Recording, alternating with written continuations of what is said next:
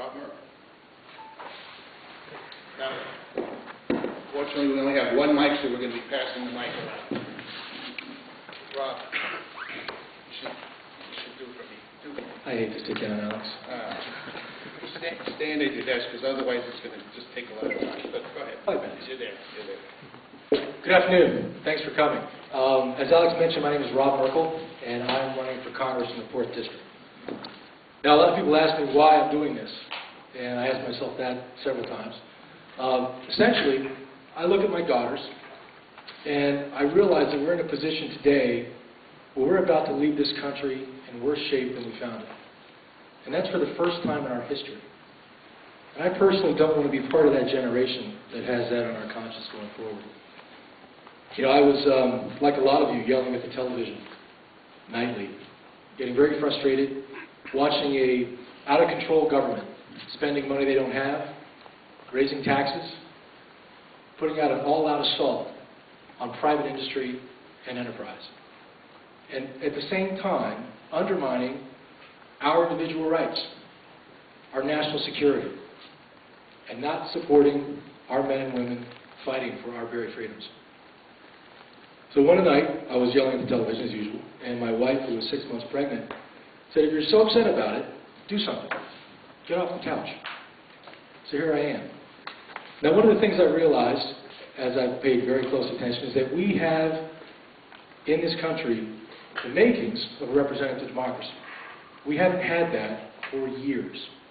What has happened is we have an elected class that serves with impunity. They're elected 95% of the time, re-elected I should say. And anytime someone comes up with an alternative view or a better way, they're shut down.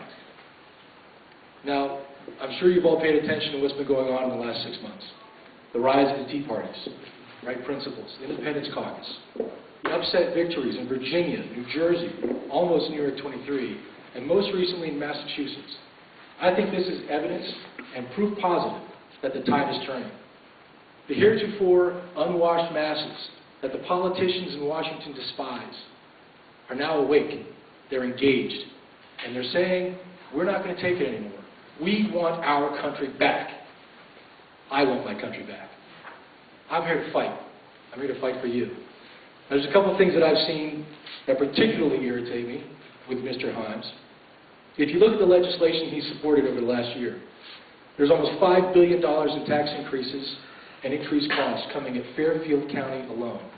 That's 17 towns.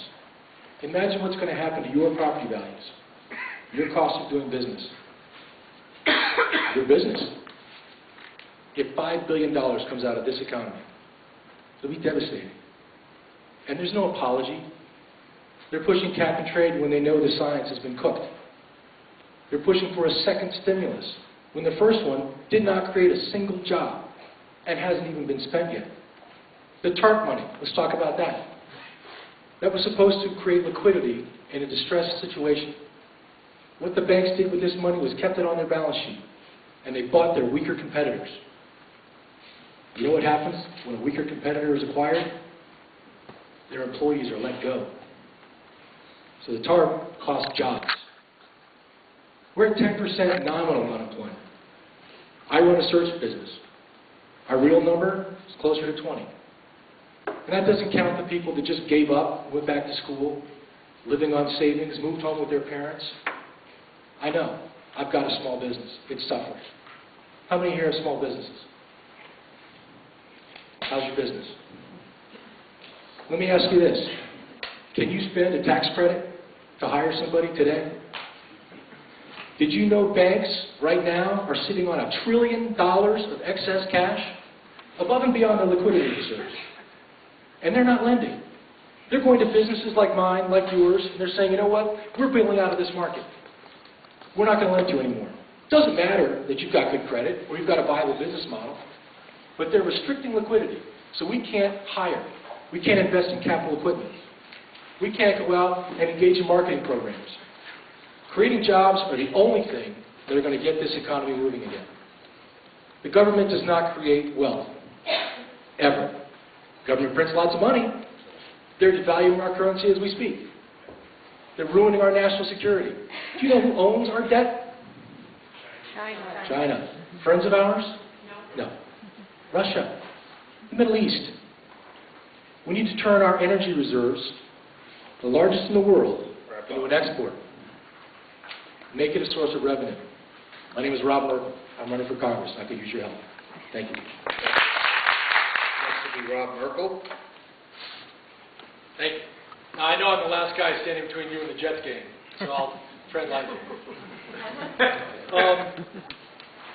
There's a lot of impressive resumes up here. Some of them have evolved over the campaign in response to certain political realities, I suppose. But you've got a very clear choice in front of you. If you want more of the same, politics as usual, government growth, bureaucracy, I'm not your guy. I'm the only candidate in this race that's talking about definitive term limits. I didn't come here to be a politician. I came here to fight for principles that I believe in, that this country was founded on, that are being taken away from us as we sit here. I'm here to fight for my daughters, for their future, for the right to live in a world, in a country, that they're free to determine what they want to be and where they want to go. I'm here to fight for you. Because ultimately, you're my neighbors. You're my friends. You're my customers. I'm your customer. We're in this together. Do your homework. I've noticed a lot of politicians say a lot of things to try to get people to vote for them. That's not me. What you see is what you get. And I promise you, if you back me now, we will win in November. And if you back me until November, I will be here for you every step of the way. Merkle for Congress. I need your help.